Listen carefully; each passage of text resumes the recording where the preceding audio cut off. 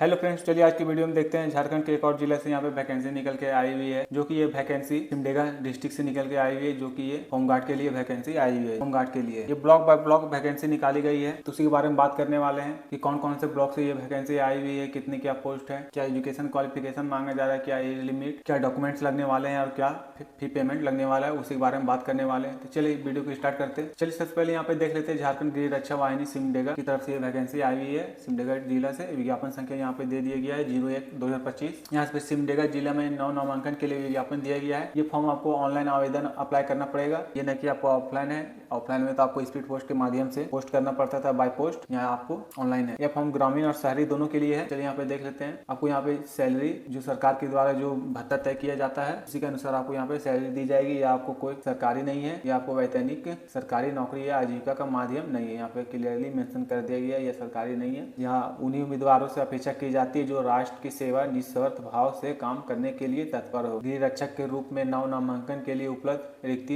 इसी प्रकार है, जो कि घटाई जा सकती है और बढ़ाया भी जा सकता है। चलिए यहाँ पे देख लेते हैं। जिला समादेष्टा कार्यालय झारखंड गृह रक्षा वाहिनी सिमडेगा, यहाँ पे दे दिया गया प्रखंड का नाम। जैसे कि यहाँ पे दिया गया प्रखंड का नाम कौन कौन सा प्रखंड ब्लॉक का है, उसी से यहाँ पे रिक्ति, पुरुष का कितना और महिला का कितना, और यहाँ पे टोटल कितना क्या पोस्ट है। जैसे कि यहाँ पे सिमडेगा में यहाँ पे देख लेते हैं। जैसे कि पुरुष का 17, महिला भी 17, टोटल 34। फिर कोलेबिरा में 13 दोनों है। बानो में 8 पुरुष 8 महिला 16 टोटल। यहाँ पे जलडेगा में 9 पुरुष 10 महिला 19। उसी से यहाँ पे देख लीजिएगा आप जिस भी ब्लॉक से अगर बिलोंग करते हैं उस ब्लॉक में कितना क्या सीट है पुरुष का और महिला का, तभी आप वहाँ से फॉर्म को फिल कर सकते हैं। अब यहाँ पे जैसे कि बांस जोड़ लास्ट में यहाँ पे पुरुष का 50 और 51 महिला है। मतलब सबसे ज्यादा यहाँ पे दो ही इसी में दिया गया है, पाकड़टांड और बांस जोड़ में ज्यादा पोस्ट है। अब यहाँ पे शहरी गृह रक्षक के लिए यहाँ पे दिया गया है प्रखंड का नाम सदर, मतलब सदर ब्लॉक के लिए यहाँ पे, जो कि पुरुष का यहाँ पे 22 है और महिला का 21, मतलब यहाँ टोटल 43। मतलब यहाँ पे जो टोटल वैकेंसी वो 510 पोस्ट के लिए पे वैकेंसी आई हुई है। यहाँ पे दोनों में जो ग्रामीण और शहरी में दोनों में 50% जो भी सीट रहेगा वो महिला के लिए अलॉटेड रहेंगे, कंपलसरी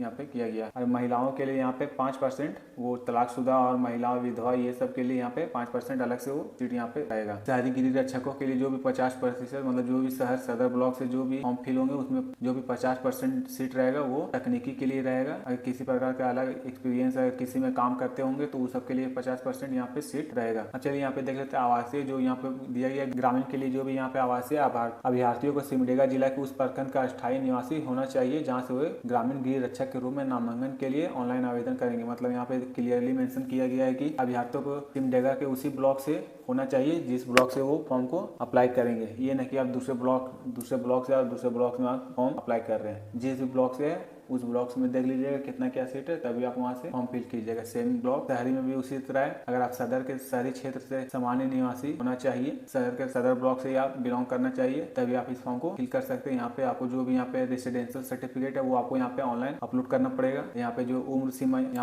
सीमा जो है वो 1/1/2025 से 19 से 40 वर्ष तक हो जाना चाहिए। मतलब 1/1/2025 तक आपको 19 कम से कम और 40 वर्ष तक हो जाना चाहिए, जो कि जन्म तिथि यहाँ पे दे दिया गया 1/1/1985 से लेके 31/12/2005 के बीच में आपका डेट ऑफ बर्थ है, तो आप इस फॉर्म को फिल कर सकते हैं। यहाँ पे दिया गया सक्षम पदाधिकारी द्वारा निर्धारित जन्म तिथि, मतलब जो भी बर्थ सर्टिफिकेट है वो आपको यहाँ पे अपलोड करना पड़ेगा। जन्म तिथि हेतु मान्य कागजात, जन्म तिथि पत्र अगर यदि है तो, नहीं तो फिर अगर बर्थ सर्टिफिकेट अगर आपके पास है तो ठीक है, नहीं तो आप यहाँ पे ये सर्टिफिकेट भी दूसरा आप अपलोड कर सकते हैं। जैसे कि मैट्रिक आपके पास हो गया या आप मैट्रिक का, उसके बाद नहीं तो आपके पास मैट्रिक जैसे मैट्रिक का सर्टिफिकेट है, जन्म तिथि हेतु मैट्रिक पास सर्टिफिकेट संलग्न करना अनिवार्य है। उसमें भी डेट ऑफ बर्थ लिखा रहता है मैट्रिक सर्टिफिकेट में। फिर साथ ही पास आवेदक के लिए यहाँ पे स्थानांतरण प्रमाण पत्रों एवं अन्य सरकारी कागज जैसे ड्राइविंग लाइसेंस, पैन कार्ड, मतलब चाहे तो मैट्रिक हो चाहे तो ये ड्राइविंग लाइसेंस, पैन कार्ड, जन्म प्रमाण पत्र, ये सब में किसी एक का होना कंपलसरी है, जो आपको वहाँ पे अपलोड करना पड़ेगा ऑनलाइन। अब यहाँ पे एजुकेशन क्वालिफिकेशन यहाँ से देखिए, ग्रामीण के लिए यहाँ पे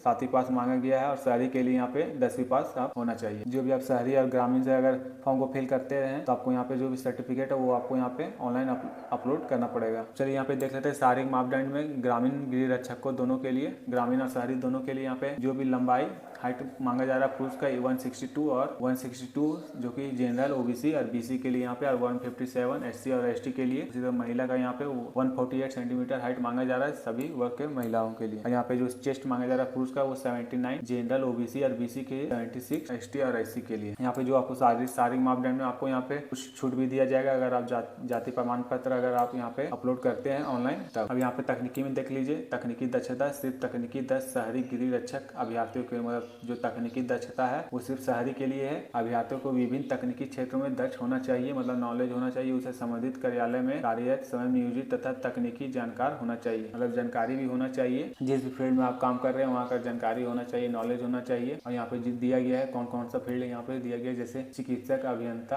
अधिवक्ता, प्रधानाध्यापक, नर्स, कंप्यूटर ऑपरेटर, टंकन लाइसेंस धारी चालक, चाहे एलएमबी हो चाहे एचएमबी, रसोईया, बढ़ाई, मोची, धोबी, बिनाई, बिजली मिस्त्री, माली, प्लम्बर आदि अगर है, अगर ये सब में से किसी एक भी है तो आप तकनीकी दक्षता से आप फॉर्म को फिल कर सकते हैं सदर ब्लॉक में। उसी तरह जो भी यहाँ पे जिस फील्ड में रही है उसका यहाँ पे आपको सर्टिफिकेट यहाँ पे अपलोड करना पड़ेगा सक्षम पदाधिकारी द्वारा निर्गत, मतलब जो भी पदाधिकारी द्वारा होते हैं ब्लॉक से उसके द्वारा यहाँ पे ऑनलाइन बनता है के द्वारा निर्गत होना चाहिए तकनीकी जो कि सर्टिफिकेट, उसका आपको यहाँ पे अपलोड करना पड़ेगा। अब जैसे कि यहाँ पे ये सब में किसी एक है तो उसको यहाँ पे आपको जो भी ब्लॉक लेवल एक बनता है सर्टिफिकेट वो आपको यहाँ पर होना चाहिए, उसको यहाँ पे आप अपलोड कर सकते हैं। चलिए यहाँ पे देख लेते हैं शारीरिक जांच परीक्षा, जो कि इसके अंतर्गत 1 मील की दौड़ होगी और ऊंची कूद और लंबी कूद और शॉर्ट पुट सम्मिलित होगा, जिसमें अंक दिए जाएंगे। ग्रामीण गृह रक्षक तथा गैर तकनीकी शहरी गृह रक्षक अभ्यर्थियों के लिए यहाँ पे जो भी है दिया गया, जैसे दौड़ 1 मील जो कि 1650 से 1680 मीटर होता है, जैसे कि यहाँ पे उसके लिए यहाँ पे दिया गया 5 मिनट या पहले, अगर 5 मिनट लगाते हैं या उससे पहले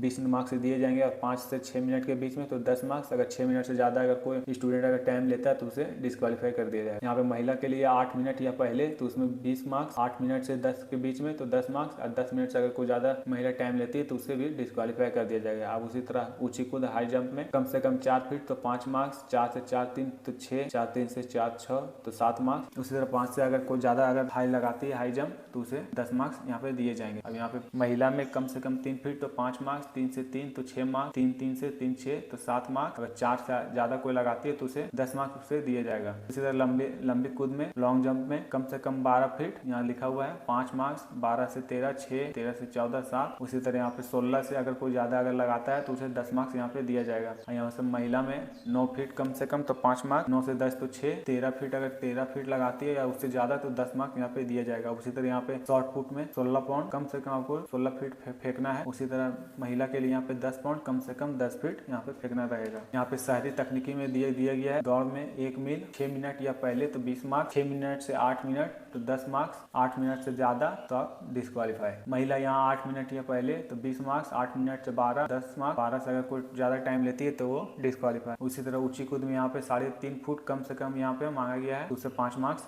दिया जाएगा, और 4 फुट से अधिक तो 10 मार्क्स। यहाँ पे महिला में 2.5 फुट कम से कम तो 5 मार्क्स, 3 और 3 से अधिक तो 10 मार्क्स। लंबी कूद में यहाँ पे दिया गया 9 फीट कम से कम तो 5 मार्क्स, और 10 से ज्यादा कोई मारता है लगाता है लंबी कूद तो उसे 10 मार्क्स यहाँ दिया जाएगा। और यहाँ पे उसी तरह महिला में 6 फीट न्यूनतम 5 मार्क्स, 7 फीट और 8 फीट के बीच में तो 10 मार्क्स, 13 से ज्यादा कोई लगाती है तो उसे 10 मार्क्स यहाँ पे दिए जाएंगे। शॉर्ट पुट में यहाँ पे 16 पाउंड कम से कम 12 फीट फेंकना रहेगा, महिला में 16 पाउंड, महिला में 10 पाउंड तो 8 फीट कम से कम फेंकना रहेगा। चलिए यहाँ पे देख लेते हैं शारीरिक परीक्षा में जो भी सफल अभ्यर्थियों को हिंदी लेखन क्षमता की परीक्षा में शामिल होना पड़ेगा। मतलब अगर आप शारीरिक जांच परीक्षा में अगर आप सफल हो जाते हैं तो आपको जो भी ग्रामीण के लिए है वो 7वीं कक्षा तथा शहरी गृह रक्षकों के लिए 10वीं कक्षा के स्तर पर अनुसार लेखन क्षमता की जांच की जाएगी। अगर आप शारीरिक जांच परीक्षा में अगर सफल हो जाते हैं तो आपको यहाँ पे एक डिस्क्रिप्टिव लिया जाएगा जिसमें आपको ऐसे ये सब पूछा जाएगा, जो कि 7वीं क्लास लेवल का रहेगा ग्रामीण के लिए, और शहरी के लिए 10th लेवल का पूछा जाएगा, जो कि आपको यहाँ पे 100 मार्क्स का रहेगा, जिसमें 30 मार्क्स आपको लाना पड़ेगा कंपलसरी, मतलब 30 मार्क्स क्वालिफाइंग है, 30 मार्क्स भी आप लाके कर सकते हैं। यहाँ तकनीकी दक्षता परीक्षा में सिर्फ शहरी तकनीकी 10 गृह रक्षक अभ्यर्थियों के लिए शारीरिक जांच परीक्षा हिंदी लेखन, मतलब इसमें भी वही है 100 मार्क्स का क्वेश्चन रहेगा, जिसमें 30 मार्क्स आपको लाना है, क्वालिफाइंग है। अब यहाँ सभी जांच परीक्षा के समाप्ति के बाद उपायुक्त अधिसूचना में दिए गए प्रावधान के आधार पर मेगा सूची, मतलब जितने भी यहाँ पे जांच एग्जाम ये सब हो जाएंगे, उसके बाद फिर जो भी आपको यहाँ पे डॉक्यूमेंट उपायुक्त अधिसूचना में दिए गए प्रावधान के आधार पर मेगा सूची तैयार की जाएगी, जिसके आलोक में रिक्तियों की विरुद्ध चयन किया जाएगा। मतलब यहाँ पे चयन किया जाएगा। चयन अभ्यर्थियों को चिकित्सालय जांच एवं पुलिस द्वारा चरित्र सत्यापन कराने के पश्चात उसे अनुकूल पाए जाने पर चयनित अभ्यर्थियों को मुख्यालय झारखंड गृह रक्षा वाहिनी रांची के आदेश उपरांत गृह रक्षक बुनियादी प्रशिक्षण दिया जाएगा। मतलब यहाँ फिर मेडिकल होगा, फिर आपको कैरेक्टर सर्टिफिकेट भी पुलिस स्टेशन के द्वारा आपको बना के यहाँ पे जमा करना पड़ेगा। अगर किसी तरह का उसमें अगर गलत पाए जाते हैं, यहाँ पे सभी जांच परीक्षा हो जाने के बाद फिर ये डीसी ऑफिस फॉर्म जाएगा, फिर वहाँ से मेगा सूची तैयार की जाएगी। उसके बाद चयन प्रक्रिया होगा, उसके बाद आपको यहाँ पे चिकित्सालय जांच होगा, फिर आपको कैरेक्टर सर्टिफिकेट भी देना पड़ेगा। उसके बाद फिर रिजल्ट आएगा। यहाँ पे दिया गया अभ्यर्थी जो राष्ट्र खेलकूद में पुरस्कृत है, अगर राष्ट्र लेवल या है या राज्य स्तरीय, तो उसे भी यहाँ पे ज्यादा मार्क्स दिए जाएंगे। वो यहाँ पे दिया गया अगर किसी प्रकार का सर्टिफिकेट है वो आपको यहाँ पे अपलोड करना पड़ेगा ऑनलाइन। उसी तरह यहाँ पे जैसे कि स्थान दिया गया है राष्ट्रीय से राज्य स्तरीय, अगर आप राष्ट्रीय है फर्स्ट आए हुए हैं तो 6 मार्क्स आपको दिए जाएंगे अलग से, और अगर आप राज्य स्तरीय तो 3 मार्क्स, अगर सेकेंड आप आए हैं राष्ट्रीय है तो 4, राज्य स्तरीय तो 2, अगर थर्ड मार्क्स, अगर तीसरे नंबर पे आप आए हुए हैं तो आपको 2 मार्क्स दिए जाएंगे राष्ट्र में और 1 मार्क्स राज्य स्तरीय में। अब यहाँ पे छठा में भी दे दिया गया है कि शहरी गृह रक्षकों के लिए सरकारी सेवकों को शहरी गृह रक्षक के पूर्ण रिक्ति 10% नामांकित करने वाली सीमा निर्धारण। मतलब यहाँ पे जो भी यहाँ पे सीट है शहरी में, शहरी के लिए जो भी शहरी से अगर फॉर्म को फिल करते हैं, अगर आप ज्यादा पढ़े लिखे हैं तो आपको यहाँ पे ज्यादा मार्क्स दिए जाएंगे। यहाँ पे सर्टिफिकेट आपको अपलोड करना पड़ेगा। जैसे कि यहाँ पे दिया गया पीजी अगर आप किए हुए तो आप 10 मार्क्स, अगर